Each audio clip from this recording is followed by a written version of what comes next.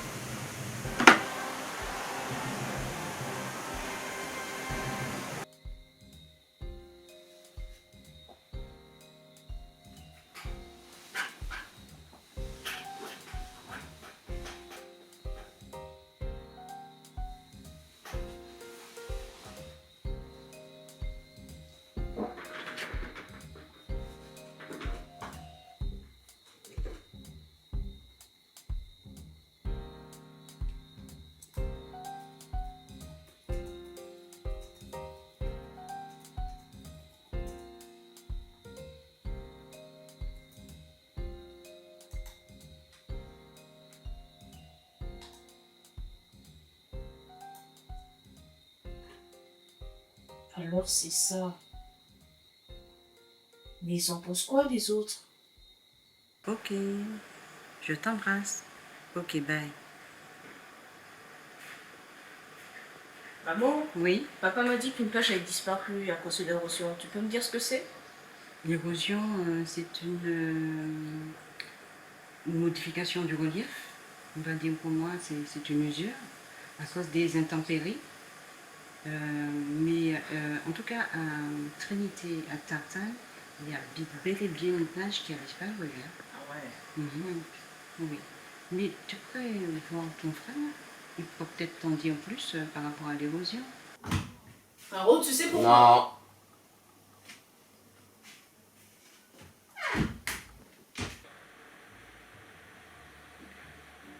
Non. Mhm. Je pense qu'il faudrait que tu vois des personnes un peu plus réceptives. Hein? Dis, tu sais c'est quoi l'érosion? Ben, tu vois les sites qu'on a eu la dernière fois ces derniers temps, Oui. ben, tout ça c'est la nature qui reconstruit à prochain. Donc ben, tout ça c'est l'érosion. D'accord. Dis, tu sais c'est quoi l'érosion? Très franchement, c'est tout ce que l'humanité mérite. C'est quoi l'érosion, frère? Un truc. C'est la mer qui mange la terre, et puis voilà. Dis, tu sais c'est quoi l'érosion? Ah, l'érosion, ça, c'est que le vent, les côtes, tout ça, machin, tout ça. Oui. Bon, tu sais, on est en Martinique, il y a que ça à faire, hein. C'est avec le déconne, la criminalité, les coups qui tout ce qu'ils apprennent, les prix de l'espace, surtout, frère, l'érosion, c'est banal, quoi, on s'en fiche. Et du coup, ma question? Ça, tes questions, frère, je t'ai dit, frère, l'érosion, on s'en fout.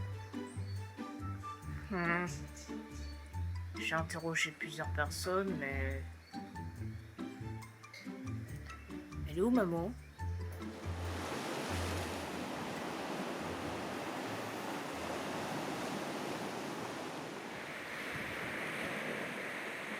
Maman? Oui? J'ai interrogé d'autres personnes. Et? J'ai encore des questions. Par rapport à l'érosion, je pense que je peux te parler de ce quartier. Hein. C'est le quartier de mon enfance. On est ici à l'Outre-Bord, à 15 pilotes. J'ai vécu de longues années ici. Et je peux te dire que le relief de la falaise a complètement changé. Avant, on pouvait y accéder aisément. Tu vois l'escalier qui monte là, gauchement, dans la végétation, c'était accessible. Oh, c'était, on y allait, on jouait, c'était très agréable. Et là, le relief a changé. Je constate qu'il y a un aménagement qui est en train de se faire actuellement. Donc c'est vrai que l'érosion est bien présente et modifie complètement les reliefs. Mais tu sais que tu peux interroger ton père parce qu'il connaît une plage qui a complètement disparu. Oui, il m'a raconté ça. De même que je te raconte ce qui s'est passé ici à l'autre bord, au niveau de la falaise. Lui, il pourra t'en dire plus par rapport à la plage qu'il connaît, la connue en tout cas, qui a complètement disparu. C'est ça? D'accord.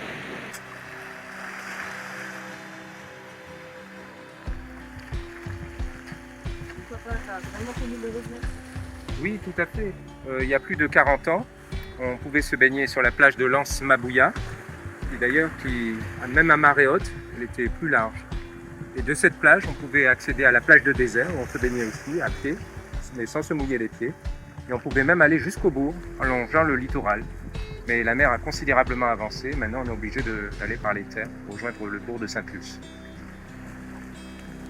Ouais, effectivement, je me souviens de ça. On peut parler de Casse-Pilote aussi.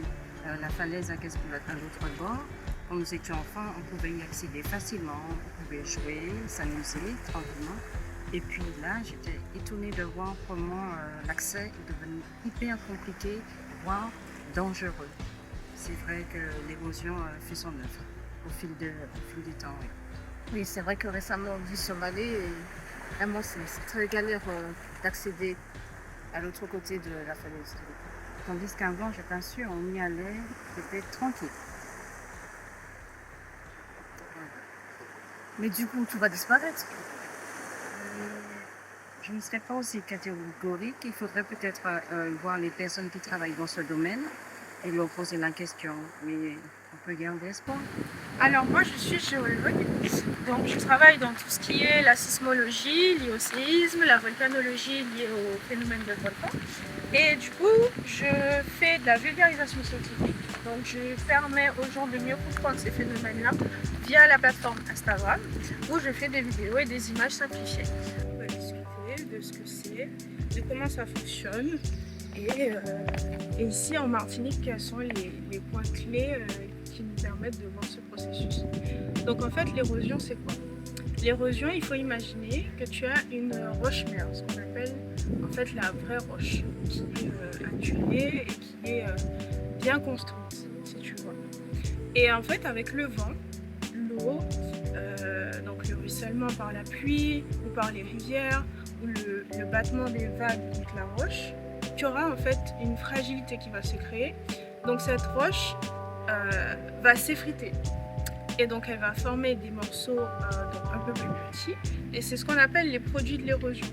Donc vraiment l'érosion, c'est tous les processus tels que l'eau, le vent, les animaux, même nous qui foulons la terre en fait, qui vont donc abîmer, fragiliser la roche-mère et former ensuite des matériaux plus fins.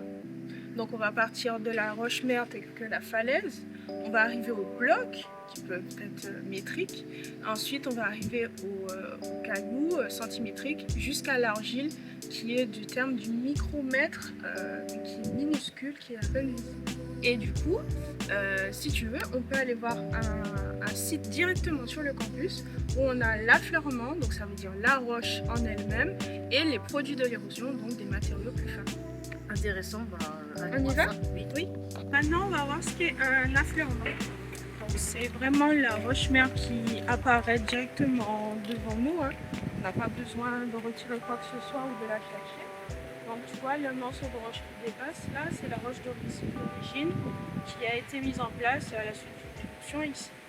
Donc tu peux rester là, moi je vais passer par-dessus. Bon, je vais te montrer ce qu'est. Donc la roche-mère ici, là, c'est du solide, hein, du costaud. Et puis les produits de l'altération, donc par le vent, la pluie, c'est vraiment des matériaux plus fins par l'argile.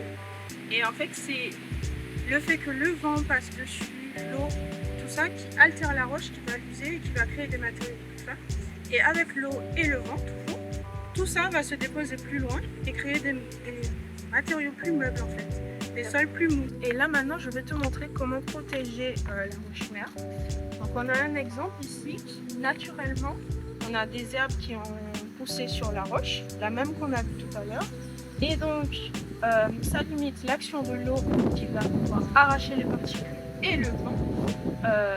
En plus, le système racinaire, si jamais on a quelques particules, va retenir tout ça. Et donc, ça va permettre de garder cette roche qui affleure là-dedans. Alors, on a vu comment ça se passe dans la nature, quand la végétation pousse naturellement. Sauf que des fois, on a besoin de moyens de protection. Je ne sais pas si tu as déjà vu, mais sur les routes, ou plus particulièrement sur la route du Carbet, la route de Bellefontaine, oui, tu as des filets sur les falaises. Donc ces filets permettent de protéger l'érosion de la roche et les véhicules. Donc ça veut dire que s'il y a des blocs, des matériaux qui doivent tomber, ils vont être retenus par ces filets. Ensuite, par exemple, les plages aussi sont beaucoup atteintes par l'érosion. Et là, il y a une association qui s'appelle la Sommaire et qui vraiment lutte contre l'érosion des plages, notamment la plage du Carbet. Et je connais quelqu'un là-bas, tu pourras aller la voir et lui demander qu'est-ce qu'ils ont prévu pour limiter l'érosion de la plage. D'accord. Du coup, j'espère qu'en venant ici, ça t'a permis de mieux comprendre ce qu'est l'érosion et que ça t'aidera pour la suite. Oui, je comprends mieux. J'avais entendu plusieurs personnes, mais là, j'y vois plus clair. Ok, super. Alors comme ça, on m'a dit que tu as fait des recherches sur l'érosion? Oui. En fait, j'ai interrogé plusieurs personnes, dont une professionnelle qui va rediriger vers vous pour savoir comment lutter contre l'érosion. Tu as redirigé vers la bonne personne. En effet, je fais partie de la Sommaire. C'est une association qui s'engage à protéger le patrimoine marin. Et elle a déjà à son actif 2 projets qui luttent contre l'érosion, enfin en partie. Et pour ça, comme solution, elle a utilisé la revégétalisation, c'est-à-dire mettre des plantes littorales sur la plage pour que leurs racines puissent contribuer à retenir le sable et ainsi ralentir l'érosion. Ça ne la stoppe pas, mais c'est quand même un geste. Tu veux que je t'en montre plus de choses? Oui, va. Ok, c'est parti. Alors ici, voici un premier témoin de l'érosion. Alors c'est ce panneau. Il faut imaginer qu'il y a quelques temps, le béton ici était recouvert de sable. Et d'ailleurs, pas que lui. Les racines du Guanacaste ici. Du sable là-bas? Oui, il y en avait. Mais malheureusement, dès qu'il est passé, il a un peu chamboulé la plage. Il y a du sable qui est en arrière-plage. Il a aussi emporté beaucoup de sédiments vers le large. Et c'est pour ça que tu vois les racines un peu plus à découvert, toutes ces pierres sur la plage et bien sûr des choses qui sont un peu déterrées. Je te montre notre écran. C'est parti, on y va. Alors ici, c'est un autre bout de la plage de Petit-Vert qui montre comme d'autres villes en Martinique, Caspilote elle aussi sujette à l'érosion. Donc il faut imaginer qu'ici avant, tu avais une jolie plage de sable. La mer, elle n'était pas si proche de nous, elle était un peu plus reculée. Et aussi, tu avais des arbres comme des résiniers, des catalpas, mais maintenant, il ne reste plus. Je constate aussi qu'il y a une sorte d'aménagement. Effectivement, donc là, c'était un joli bâtiment, mais avec péril. Son mur est tombé malheureusement et actuellement, il est en travaux. J'essaie de le réhabiliter. Alors, ça te dit de voir autre chose, de passer un peu à l'action? Ok, c'est parti. Donc ici, on a un pois baudelainet. C'est une plante rampante qu'on trouve en général sur le sable. C'est l'une des plantes qu'on va trouver les plus proches de nous, qui pousse assez vite et qui est plutôt bien pour retenir le sable du coup, parce qu'elle aura un grand système racinaire. Donc, ce qu'il faut savoir quand on va faire des plantations sur la plage, c'est qu'il faut qu'on fasse aussi attention aux tortues marines qui sont des animaux menacés et protégés. Donc quand on fait nos plantations, l'idéal c'est de le faire quand on n'est pas en saison ni de ponte ni d'émergence de tortues. Bon, ici c'est l'idéal, normalement on n'en a pas. Donc on pourra creuser notre petite trou et planter notre joli pois botte mamé. Tu viens, tu m'aides? Ok. Tiens.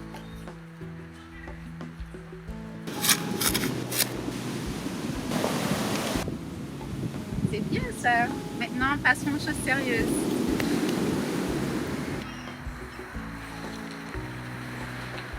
Donc, pour pallier aux éventuelles pertes de ce qu'on a planté, on va aussi semer des graines. Et là, les graines pourront faire leur affaire et germer quand il le faudra. Et ensuite se développer. Tiens, je te les donne pour que tu le fasses. On y va?